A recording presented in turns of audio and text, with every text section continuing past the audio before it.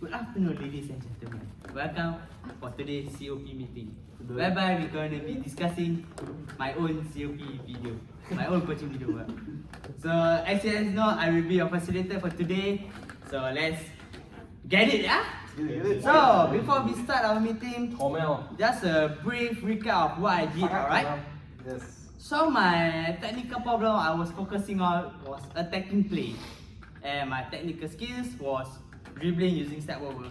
So I'm sure you guys have viewed my video and also give me feedback in the lesson itself. So let's try to talk about something specific in this meeting, alright? Yeah. Alright, so moving on. So for game 1, does anyone have any critical issues about my coaching session? You may please sound off. Okay, it's not. I'll start first. It's not a critical issue but it's something positive that I find is very good and beneficial for us to learn together. Alright. So basically, when you were doing your shaping, the way you shape your game 1 is basically very direct because you really wanted the players to learn the skill of dribbling, right? Yes. Yes. So that's very good because you really understand the direction, where you want the direction of your participants go to which is dribbling, so that in the Q&A session later on, you will be able to think more about the skill of dribbling with the ball. Yeah. So I found this article called the Shaping Sports Skills by Using Sports Science by Dr. Chris Stankovic. Alright, can you show it to the camera please, the article? Okay. Yeah. Yeah, there. Okay.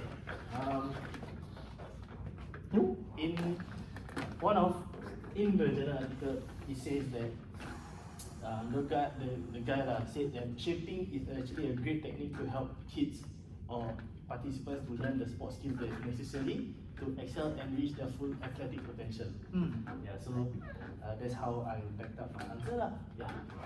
Thank you for your sharing, sorry.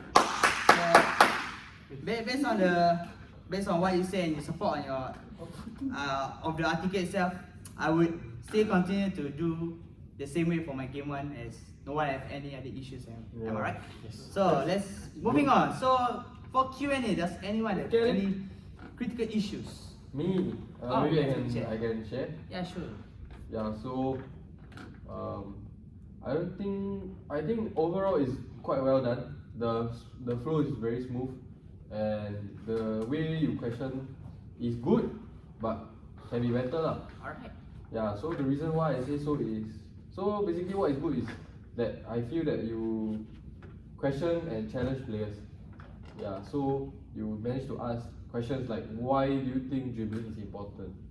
Yeah. So I think that is good because you get the participants to start thinking about technical things, technical gameplay during the game.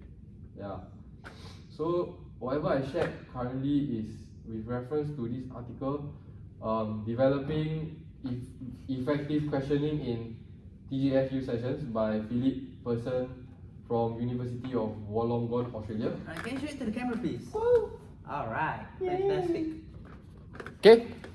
So yeah, from the article, like what I mentioned, what was good and then another critical or not so critical but can be done better thing will be how you ask your question. So according to them, they say that there's a questioning protocol where you can ask what, where, when, with whom, how. So questions like this is something you can use. It's a strategy that you can use to make full use of your Q&A sessions. So for example, you can ask questions regarding to time, space, and risk. So for time, maybe you can ask things like, when is the best time to do your step over, for example. I didn't thought about it. Then maybe they will think and then they give you a specific scenario. Maybe like when in a 1v1 situation when you are stuck and then you can do it. Yeah. And then another thing will be space. So the way they ask, a way to ask can be like, where is or where can. So like, where is or where can you execute a step over? At which area of the field, something like that. So you will help to zoom into the skill more specifically. Yeah. So thank you for sharing, Richard. That's quite a beneficial sharing for me, and I'm sure for all of you, right? So the main takeaway is if we were to apply the 5W and 1H, so the what, when, why, what Mitchell shared with us, it will be beneficial for our coaches so that we will able to filter out our technical skills even better. Yeah. Thank you, Mitchell, for sharing. So does anyone have any other issues for Q&A? No. No. All right, fantastic. So let's moving on to practice tasks. Hey, so hello. So for practice tasks, let me just have a little bit. Sorry. Just by going through a bit lah. So starting with what's good that I see. So first of all, KCP. So it was AAP, right? Yes. And so approach, around, push. So I think that there's no problem with that. It was very good and short and simple, concise KCP. Approach, around, and push. Then moving on to your tasks, 1, task 2, task 3. Good use of Gentile taxonomy. So you can see the progression from 1C, 3D to 4D. So it's good that you started off by letting them familiarizing the skill and then going to more towards the game-like drill like that. So I think that was a really well done, executed practice task. Good job, Shazan. You're welcome, Edith. Yes, okay, so yeah, but then I think throughout the whole practice task, we can see that there was feedback being done, which is good as well. Okay, but then some feedbacks for me was lacking what we call the clarity. Okay, so it wasn't really very in-depth or clear in what you wanted. So for example, there was one part, if I'm not wrong, it was you were pointed towards me or Zafe. So you wanted to ask us to, okay, so for after you approach around, then push, make sure you push side. So that we were not really clear of what was side. So if, for example, the player were not to understand, then they were thought it's like what, side of the body, or side of the leg, or side of what. So maybe you can try to work on the clarity of the feedback. So I found one article. All right, can you show it to the camera, please, Edith? So, okay. Fantastic. Okay, so this article is from Matri Fit, Ready to Perform. Okay. So starting off with, it's stated here that coaches, with the feedback, coaches can then instruct and teach their athletes how to reach their expectation and perform better. From Tillman Schwartz about 1990. Oh, wow. Thus, therefore, feedback and coaching are interdependent but not the same. So this shows that with good and clear feedback, you can really help players to really enhance their performance much more. Okay, and then they also put there below that successful coaching depends on your feedback to motivate, challenge, direct, and support players on the quest to improve their skill ultimately and improve overall performance. So like I said just now, maybe if you want to give a much more in-depth or clear feedback, I think that will make it perfectly for practice tasks. So that was the only critical feature that maybe I can state from that. But I think overall was good. Well done. Right. Thank you, Edith. Anyone else? I think I have one thing to point out. One critical thing you were lacking in your practice styles is you lack in checking for understanding in the students itself. So based on what I've observed in your cooking session itself, there were a common like you use common prompts like asking, do you all get that, or do you understand, does that make sense? So these are some common prompts that you ask during the session itself. So such general questions, like what I mentioned, are simply not sufficient in determining whether or not your students get it, like what you're trying to teach in that session itself. Alright, so I have this one article. Alright, can you please show it to the camera? It's by Fisher D and Frey.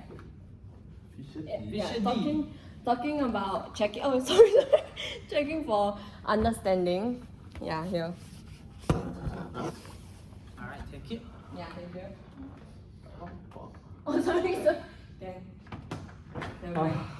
Okay, so basically, instead like this article talks about how you can check for understanding in students. So this includes questioning and oral language, projects, and writing.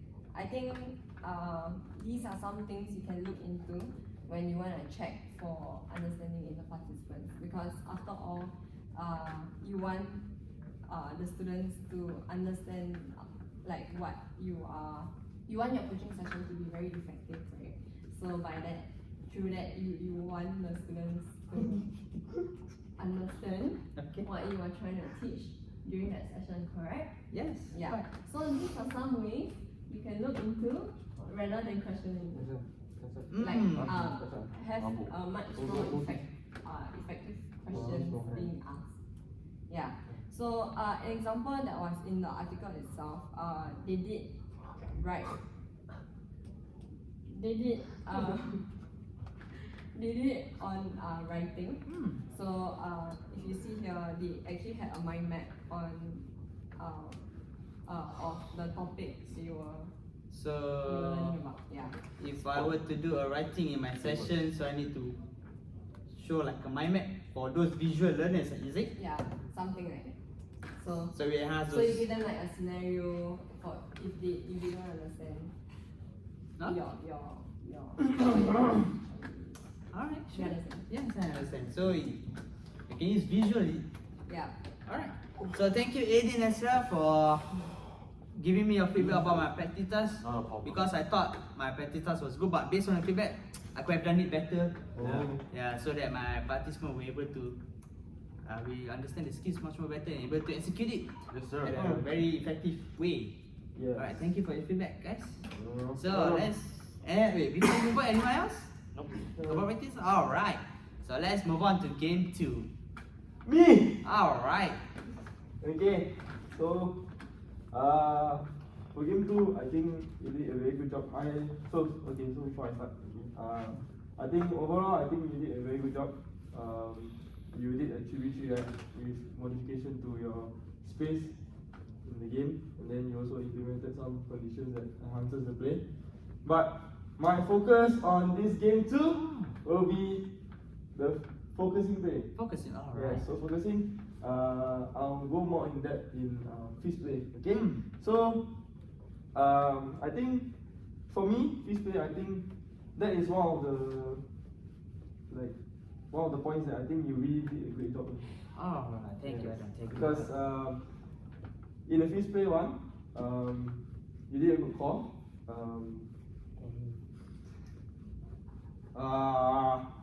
You did a good call, as the participant could have done a step over, which is your skill, right? Yes. But he didn't. So you were able to do a good fist play, and you also went in depth with your questions as well. So you asked what are the KCPs of the step over, and which direction that he could move or could use. And you said could improve on the angle. Yes. So I think that's one good thing that you brought up. Okay, so there's this article that I found online. Article. Can you please show it to the camera, Adam?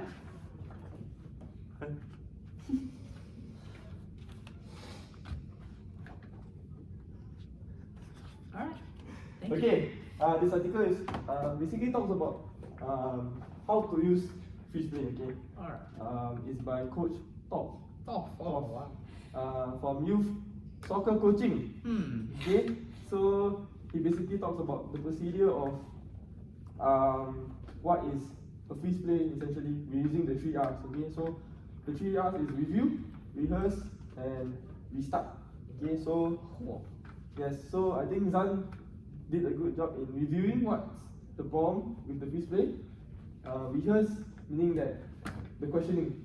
Okay, so you were able to ask a set of good guided discovery questions, such as recalling what is the KCP. You also ask divergent questions, why you could have done better in this situation, and he also, most importantly, restarted the play, so the players can apply on what they have learned. Okay, so I think the usage of the fist play was good, because the second fist play the participant, which was Ming Jian, was able to do the step over skill well. Oh, Okay, so yes, I agree. so I thought that the fish play was good because it teach the players, you know, on how to do the fish play in this sort of situation, in the game like situation. So yeah, I think you've done a very good job Oh, thank you, with the Adam. fish play. Alright. Okay. So, does anyone have any other comments, any criticisms about my game too? No. No.